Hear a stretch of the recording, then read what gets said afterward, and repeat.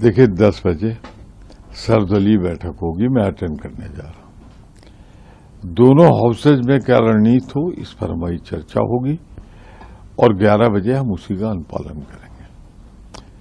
पर किस चीज पे चर्चा होगी कि जरा सजा बढ़ा दी। नियम तो थे, कानून तो था, पहले से कानून चल रहा था, उसका एक भ्रष्ट और अक्षम मंत्री ने पालन नहीं किया, तो चर्चा तो उस पर होगी ना। अब जो आप आगे के लिए लाएंगे वो तो उतना महत्वपूर्ण नहीं है। अरे आप, मैंने देखा थोड़ा बहुत प्रारूप, आपने जुर्माने की राशि बढ़ा दी बस, और एक आध सुधार है, सजा ज्यादा होगी। पर सवाल ये है क्या लीक रुकेगा? देश आप गुजरात मॉडल पर चलाना चाहते हैं, परसों तो गुजरात में भी लीक हो गया, इतने सब हंगामे और शोर शराबे के बावजूद। पर हम एक चीज दृढ़ प्रतिज्ञ है, कांग्रेस पार्टी जवानों पे चली हुई, नौजवानों पे हमारे एक एक लाठी का हम हिसाब लेंगे। कील लगी लाठियों की हम पूछेंगे क्यों कील लगी थी उसमें, हम पूछेंगे पेलेट गन जब कोर्ट्स ने रोक दी है, कश्मीर में रुक गई है, तो यहां क्यों चली, किसके आदेश से चली। और हम ये भी पूछेंगे AK-47 चलाई जाएगी अब देश के नौजवानों पे, और उसके लिए शर्मिंदा करेंगे सरकार को। जैसे एक बेटी को लाठी से पीछे से जो एक्शन था वो इस देश में कोई सभ्य सरकार नहीं कर सकती, तो उसका हिसाब देने के लिए गृहमंत्री जी तैयार रहिए। आज उनको लिखित डॉक्यूमेंट देने हैं, जहां जहां बीजेपी शासित राज्य हैं वहां मुकदमे वापस हों। कल तक तो बिहार में मुकदमे कायम हो रहे थे, लोग मारे पीटे जा रहे थे, लेकिन जब सुप्रीम कोर्ट ने सख्त रूप से कह दिया कि शांतिपूर्वक आंदोलन लोकतंत्र में हो सकता है, उसे नहीं रोका जा सकता, कल ही की बात, तो रात में विड्रॉ हुआ है। वहां कितनी बेईमानी हुई ये देखना है। क्या छात्रों पे जो मुकदमे लगे थे, जिनको क्रिमिनल अपराधी बना दिया गया था, वो भी मुकदमे वापस हुए कि नहीं हुए, तो इस पर एक नजर रखनी पड़ेगी।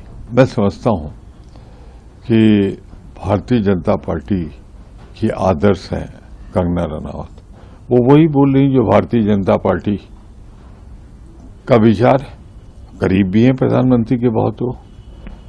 तो मैं सिर्फ इतना कहना चाहता हूं, वो किसी को कॉकरोच समझे, किसी को मच्छर समझे, किसी को जवानों को इस काबिल न समझे, पर ये देश भारत नौजवानों का है।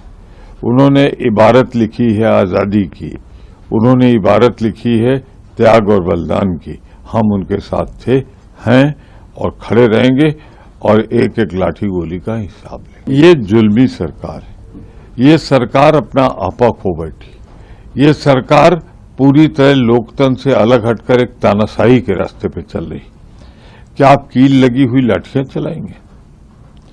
क्या आप जवाब देंगे गृहमंत्री जी? कब तक भागोगे कि आप उन बच्चों पर लाठियां चलाओगे जो अपना हक मांगने के लिए प्रदर्शन कर रहे हैं? सुप्रीम कोर्ट ने तो कहा है शांतिपूर्वक प्रदर्शन पे आप रोक नहीं लगा सकते। क्या आप AK-47 चलाओगे? सबने देखी नाल की दिशा हवाई नहीं, उधर है जिधर छात्र भाग रहे हैं। और चौथा, माफ नहीं करेगा ये देश मोदी सरकार को। जिस तरह उस बच्ची को पीछे से लाठी, जिस तरह उसके साथ वो एक्शन, कोई भी सभ्य देश में बर्दाश्त नहीं कर सकता।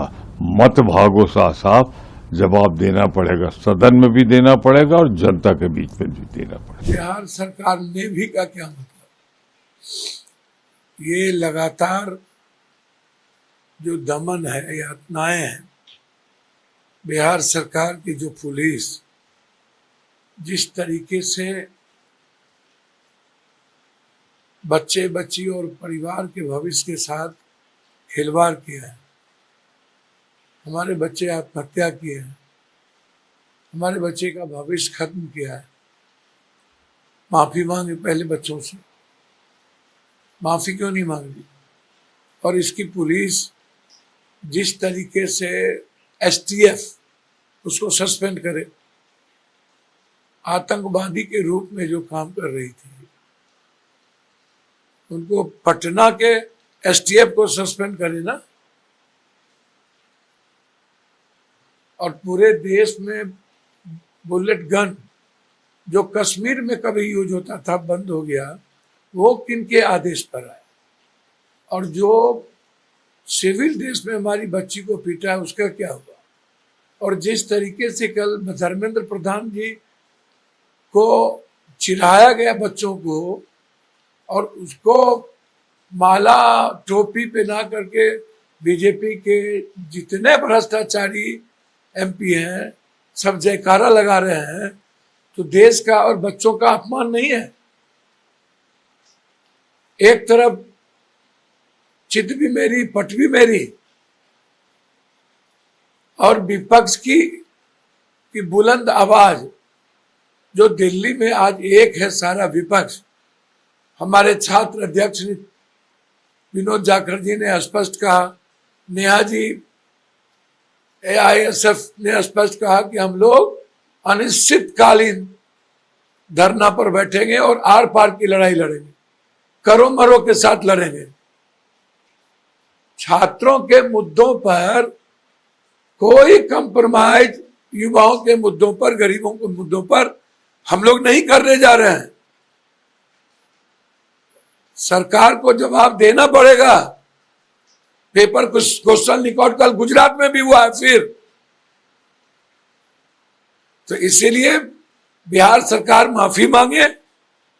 बिहार सरकार एसटीएफ जो बच्चों के चारों तरफ घेर करके उसके परिवार के साथ और हमारे बच्चों के साथ पीटा गया, उसको सस्पेंड करे और आगे किसी भी कीमत पर कोई लाठी गोली ना चलाए। देखिए, मैंने कहा कि सरकार की पूरी नीतियां या स्वयं सरकार दिशाहीन है।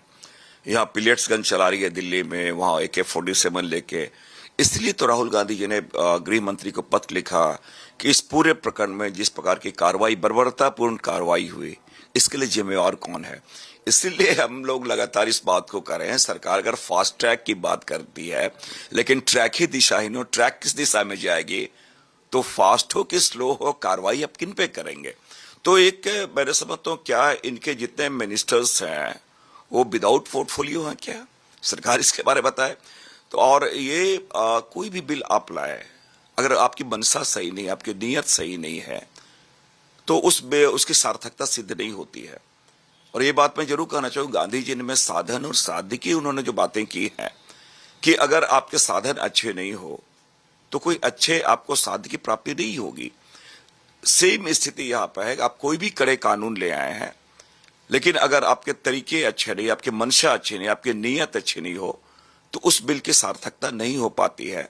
जरूर प्रिवेंशन, जो एग्जामिनेशन पे प्रिवेंशन का बिल 2026 अमेंडमेंट बिल ये ला रहे हैं।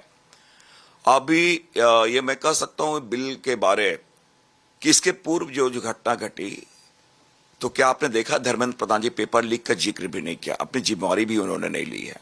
अमित शाह जो कोई जवाब नहीं दे रहे और सदन से गायब हैं। दूसरी बात, कल धर्मेंद्र प्रधान जी आते हैं तो जिंदाबाद के नारे लगते हैं। तो ये तो बेशर्मी की पराकाष्ठा है और धृष्टता भी है कि आप, और लोगों को मैं समझता हूं कि जितने भी लोग, युवा लोग हमारे जो प्रदर्शन में थे, उनको चिढ़ाने की भी बातें आप कर सकते हैं। इस प्रकार के जो उनके कृत्य है